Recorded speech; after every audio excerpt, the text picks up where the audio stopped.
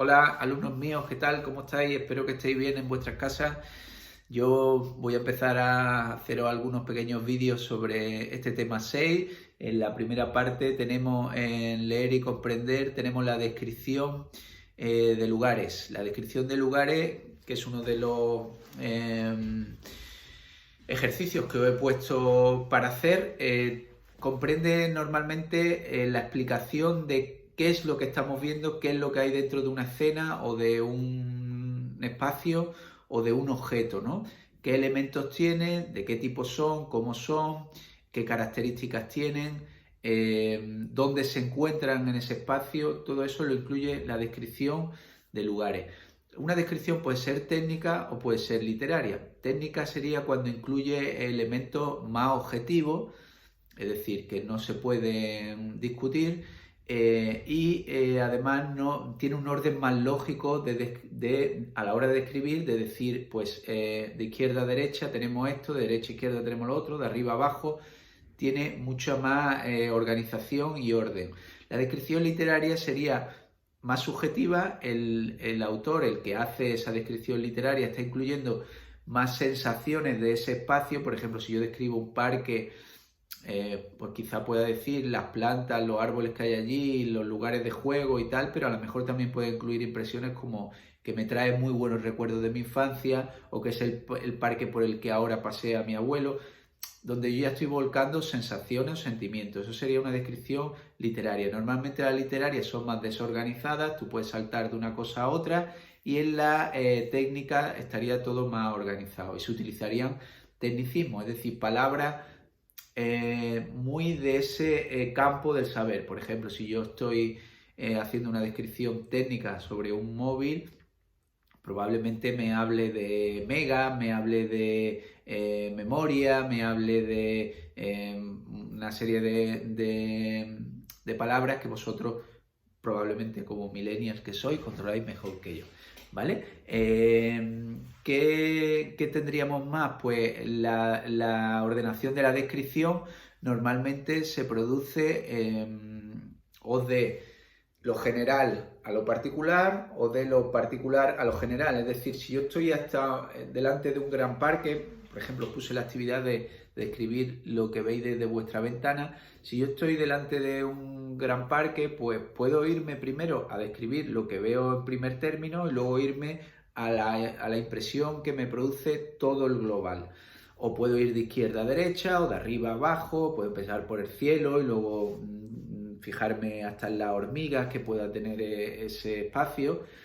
La descripción se puede hacer de muchas de estas maneras para tener cierto orden, pero como he dicho, las literarias son un poco también a gusto del que la escribe. Y luego las descripciones pues tienen normalmente unos marcadores espaciales. Es decir, ¿qué significa esto? Pues que yo en cada párrafo que escriba voy diciendo, pues al fondo a la derecha encontramos de izquierda a derecha, de derecha a izquierda, abajo, en el primer término. Todo este tipo de palabras organizan la descripción que yo estoy haciendo para decirnos en qué lugar se encuentra algo, ¿vale? Son marcadores espaciales. Al fondo, arriba, abajo, todo ese tipo de palabras que en ocasiones se ponen al principio de cada párrafo de esa descripción son marcadores espaciales y nos sirven mucho para organizar nuestra descripción. Dicho todo esto, queda explicado la primera parte del tema 6. Un saludo. Bueno, alumnos, en la parte de literatura del tema 6 tenemos que vamos a introducirnos a saber más sobre el lenguaje de la poesía. El lenguaje de la poesía, como sabéis, es algo más intrincado, más retorcido, más complejo que el que utilizamos normalmente para comunicarnos entre nosotros. ¿Por qué? Porque generalmente busca crear belleza, generarnos sensaciones y cosas especiales, ¿no?, en nosotros. En este caso, normalmente el lenguaje que se utilizará dentro de la poesía, del género lírico, será o léxico, o tendrá un significado léxico o tendrá un significado simbólico. ¿Qué es el significado léxico? El significado léxico es el significado que tiene cualquier palabra cuando la buscas en el diccionario. Es esa palabra significa eso. Puede tener varias acepciones, pero esa palabra significa eso exactamente.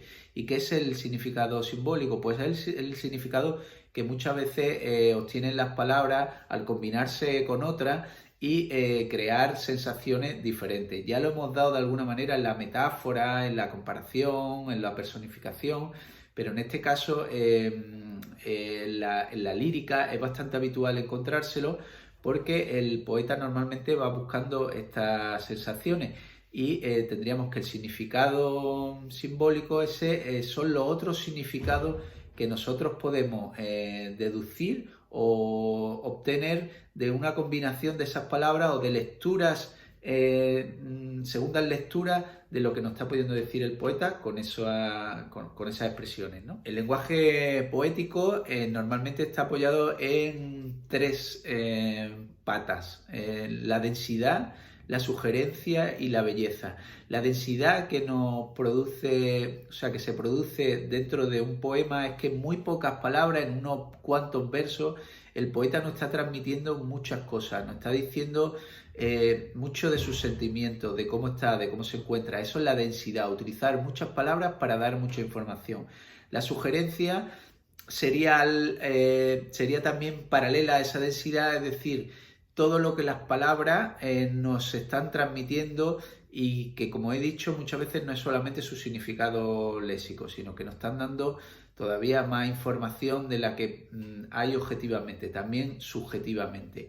Y por último, la belleza es pues el fin último y a la vez primordial de la poesía: generar belleza. ¿Cómo lo consigue el poeta? Pues lo consigue con metáforas, lo consigue con comparaciones, lo consigue con personificaciones. Recordamos, la metáfora es cuando yo comparaba algo con otra cosa, pero ya le quitaba el cómo. Es decir, yo que tengo aquí a mi lado unas puertas blancas, pues yo puedo decir que son puertas celestiales. ¿Por qué? Porque el cielo a lo mejor tiene unas puertas blancas, ¿no? Unas puertas de esperanza. Eso sería una metáfora. Pero si yo digo que mis puertas son blancas como el azúcar, ya estoy utilizando el cómo, ya estoy todavía estoy en un estadio inferior, estoy no dando tan por hecha esa asimilación de un concepto con el otro. Y la personificación sería cuando hacemos pues a elementos animados, como puede ser un perro, un gato, un pájaro, pues por ejemplo lo hacemos llorar.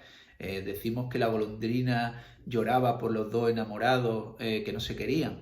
Pues en ese caso estamos aportando belleza al lenguaje poético con una personificación, convirtiendo a la golondrina en una persona que llora, que normalmente las golondrinas no lloran, que sepamos. Y por último, deciros que en el lenguaje poético es muy natural o muy normal, muy habitual, que el poeta elija elementos reales y los compare con elementos imaginarios. Esto es, por ejemplo, si yo digo: el lago ardía de pasión aquella tarde.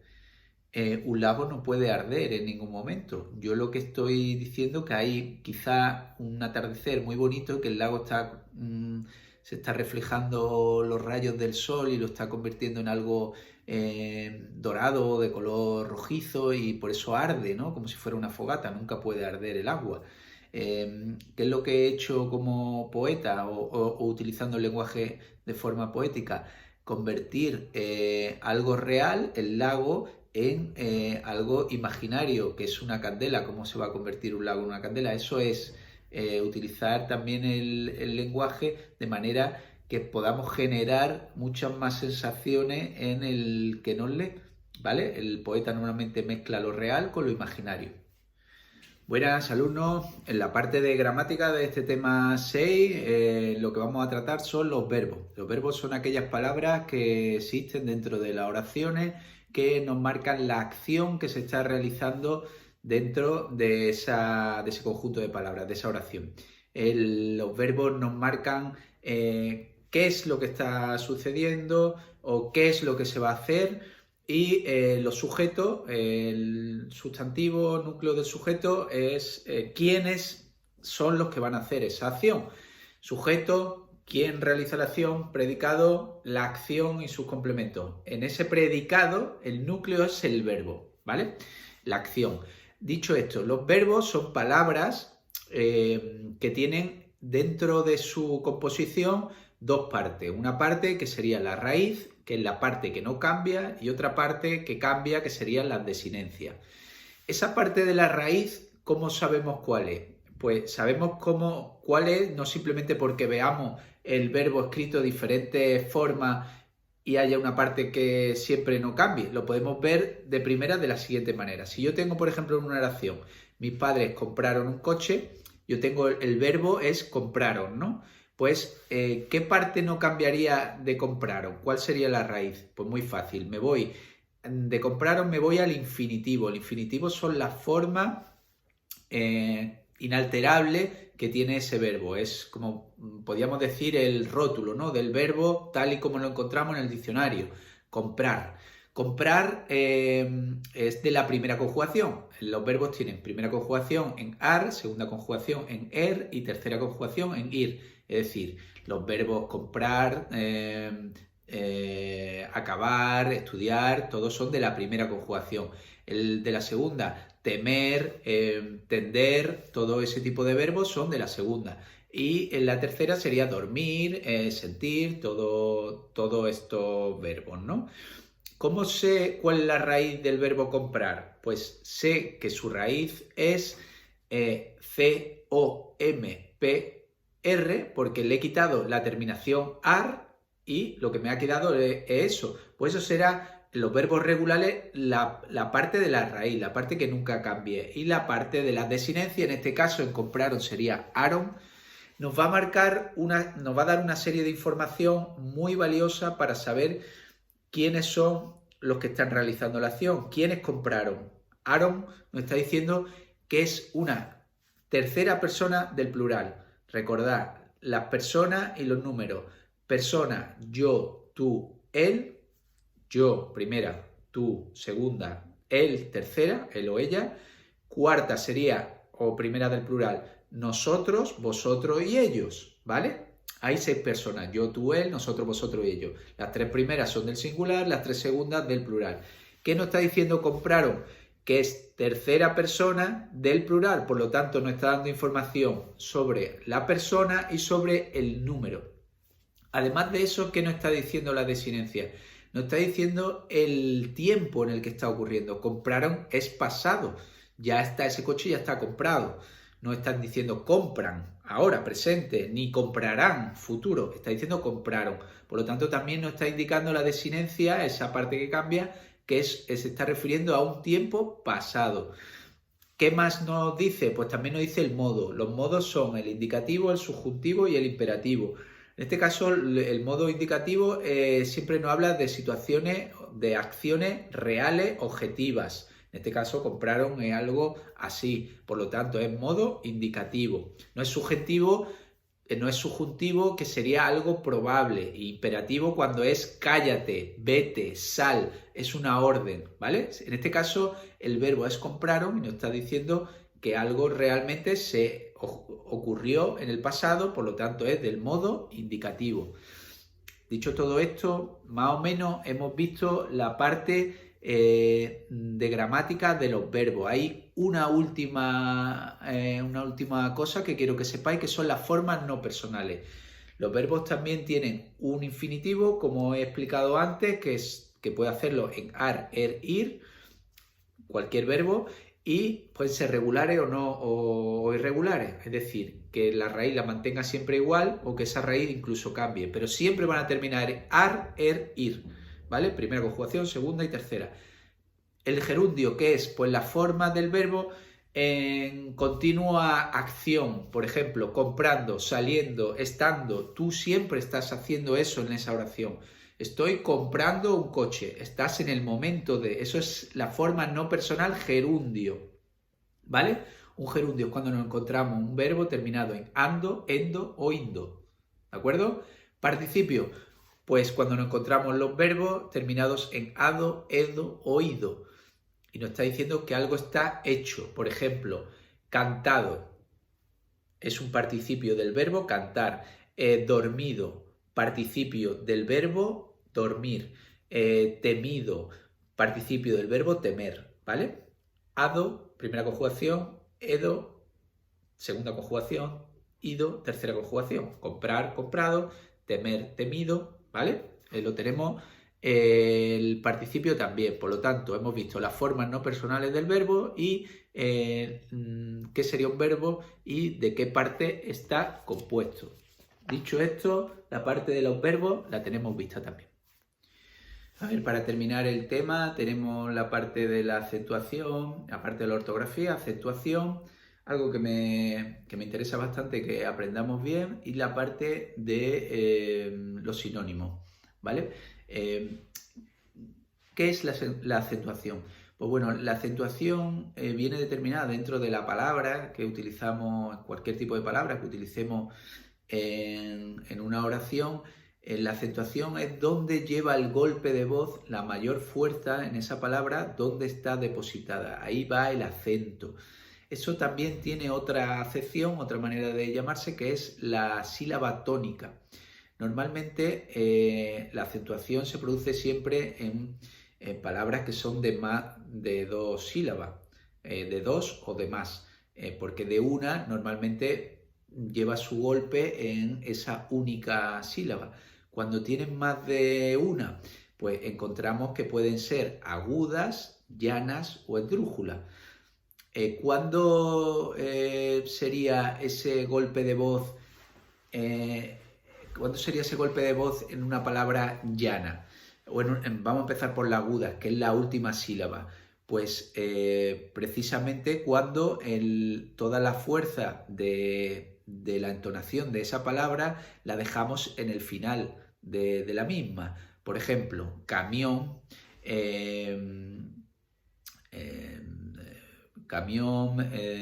destrozó. Todas las palabras que tienen su sílaba tónica en la última, esas son palabras agudas. Eso por un lado, primero son agudas si llevan el golpe de la sílaba tónica en la última. ¿Cuándo llevan tilde y cuándo no? Porque pueden llevar el golpe en la última, o sea, la fuerza a la hora de entonarlo en la última sílaba, pero no llevar tilde. ¿Cuándo llevan tilde las agudas? Pues cuando terminan en N, en S o en vocal, ¿vale? Cuando la palabra termina en N, en S o en vocal. Las llanas, ¿cuáles serían? Todas las palabras llanas, lleven tilde o no, son las que tienen su sílaba tónica en la penúltima. Es decir, mesa, silla, rato, pared iba a decir, no, mesa, silla, rato, árbol, todas esas llevan el golpe de voz, la sílaba tónica, en la penúltima. ¿Y cuándo llevarían tilde? Pues llevarían tilde, acordaros, es muy fácil la regla, si las agudas la llevan cuando terminan en N, en S y en vocal, las llanas la llevan siempre que no terminen en N, en S o en vocal. Por lo tanto, la palabra árbol termina en L, no es N, S ni vocal, por lo tanto lleva tilde. ¿Dónde llevaría la tilde? En la vocal de la sílaba penúltima, ¿vale? Árbol, en la A, tilde. Fútbol, lo mismo. ¿Qué pasa? Que el golpe de voz es fútbol. El golpe de voz es en foot, no es en bol, sino sería fútbol, no sería fútbol, ¿vale? Fútbol. Caemos en el bol. El golpe de voz está en foot, el alto, ¿vale? Pues ahí ponemos la tilde, ¿por qué? Porque termina en L. Pero mesa, por ejemplo, mesa, no es mesa, es mesa. Pues en mesa no lo colocamos, no lleva tilde. ¿Por qué? Porque la palabra termina en N, en S o en vocal, en este caso en vocal A. Por lo tanto, la palabra llana no lleva en este caso tilde. Ahora, si no terminara ni en N ni en S en vocal, llevaría tilde. Esa es la única complicación que abarca el tema de la acentuación en la aguda y en las llanas. Las drújulas, siempre que tengamos una sílaba tónica en la antepenúltima, en la tercera sílaba antes del final de la palabra, como por ejemplo, cómpraselo, cómpraselo. Bueno, en este caso sería sobre drújula. Dáselo, dáselo, da, ahí está la sílaba tónica, se, lo, ¿vale? Tercera por el final, esdrújula, siempre llevan tilde. Ahí nunca nos tenemos que plantear cómo termina la palabra para ponerle tilde o no. Esdrújula siempre, ¿vale? Esto sería así de fácil con la parte de la acentuación. Y luego habría otra parte dentro de esta parte final del tema que sería la de los sinónimos. La sinónimo es una cosa bastante sencilla, es aquella palabra que sin tener la misma forma que otra significa igual. Por ejemplo, aquí tenemos alguna en el libro. A ver,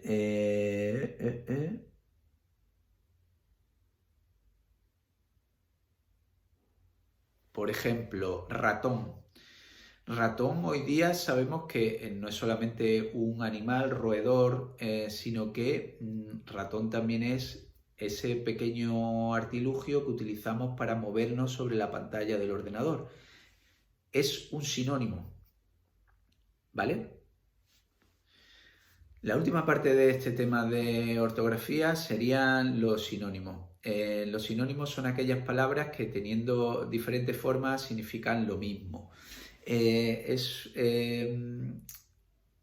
algo un pelín complejo, pero no mucho, que vamos a tener que utilizar bastante cuando, por ejemplo, hagamos un texto largo y no querramos poner siempre la misma palabra, repetirla. Por ejemplo, si yo estoy haciendo una descripción de la clase, si yo digo en esta clase caben habitualmente 30 alumnos. Estos alumnos siempre llegan temprano a las 8:15 y terminan sus clases a las 3 menos cuarto.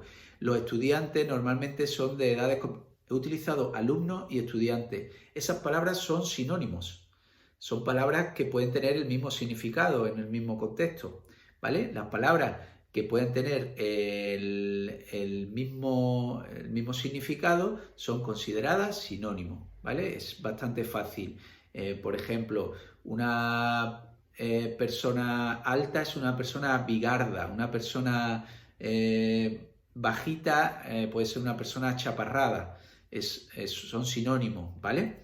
Entonces, esto lo trabajamos con los ejercicios que tenemos en el tema y daríamos por concluido el tema 6 y empezaríamos la semana que viene el tema 7, ¿vale? Así que nada, os saludo, os deseo que paséis un buen fin de semana a partir de mañana y que estéis todos bien, ¿vale? Que es lo más importante hoy día y en estas circunstancias en las que nos encontramos, pero no tenemos que dejar de trabajar porque el año que viene tendremos lengua otra vez y si no tenemos una buena base en este año, el año que viene lo vamos a pasar muy mal. Por favor, os pido que hagáis todos los deberes, no los dejéis.